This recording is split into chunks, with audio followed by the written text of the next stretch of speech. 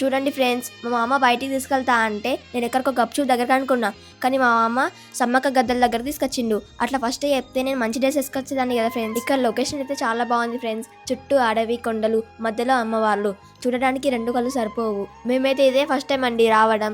చాలా అంటే చాలా బాగుంది. మా అధిరత్ ఇంకా రుద్రాంశ్ అయితే జాతరలో బొమ్మలు కనబడ్డాయి ఫ్రెండ్స్. అది కొనియమని అడుగుతూనే ఉన్నారు. మేమైతే బెల్లంపల్లిలో ఉన్న సమ్మక్క గద్దల దగ్గరకు వచ్చాం ఫ్రెండ్స్. ఇక్కడైతే మా మమ్మీని అందరూ గుర్తుపడుతున్నారు. మీ వీడియోస్ బాగుంటాయి అంటున్నారు. Thank you friends, thank you so much.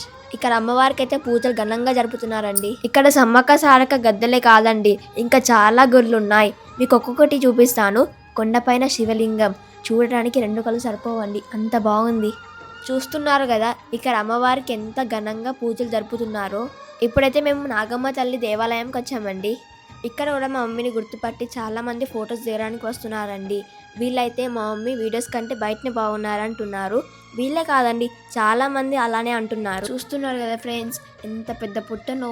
నేనైతే ఇదే ఫస్ట్ టైం అండి ఇంత పెద్ద పుట్టను చూడడం. ఇక్కడ నాగమ్మ తల్లికి ఘనంగా పూజలు చేస్తున్నారు. నన్నైతే చాలా మంది అడిగారండి, నాగదోషం ఉంది, పుట్టకు పాలు పోయాలంటే పుట్టలు కనిపించట్లేదని. ఇక్కడైతే చాలా పెద్ద పుట్టుందండి. మేమైతే అమ్మవారిని చక్కగా దర్శనం చేసుకున్నాము. ఇక్కడైతే వంటలు కూడా చేసుకుంటున్నారండి, నిద్రలు కూడా చేస్తున్నారు. ఒక్కొక్కరు వచ్చి 3 రోజులు ఉంటారంట. చూసారా, మా అల్లుడైతే కొండపైకి వెళ్దామని ఎలా పరిగెడుతున్నాడో. మేమైతే చెప్పులు కింద వదిలేసి కొండెక్కుతున్నామండి. ఎవరైనా ఎక్కే వాళ్ళు ఉంటే జాగ్రత్త అండి, సీస పెంకులు ఉన్నాయి. లొకేషన్ అయితే చాలా బాగుందండి. మేమైతే బయటకంటే ఎక్కడికి అనుకున్నామండి, ఇక్కడికని తెలిస్తే నేనైతే మా ఆయనని రమ్మనే దాన్ని. ఆడికి కాల్ చేసి రమ్మన్నాను. లాస్ట్ వరకు అయితే వచ్చారండి. ఇంటి దగ్గరనైతే అందరు చుట్టాలు ఉన్నారండి. ఎంత బాగుంటది అంటే అందరు వచ్చేవాళ్ళు. ఇవాళ అమ్మ వాళ్ళు అయితే సమ్మక్కం చేసుకున్నారు. మా మంచిర్యాలలో అయితే గోదావరి ఒడ్డున ఉంటాయండి సమ్మక్క గద్దలు, చాలా బాగుంటాయి. వెళ్ళిన తర్వాత మేము కూడా అక్కడ అమ్మవారి దర్శనం చేసుకుంటాము. కొండపైన ఉన్న వాళ్ళనైతే అందరినీ కిందికి రమ్మంటున్నారు.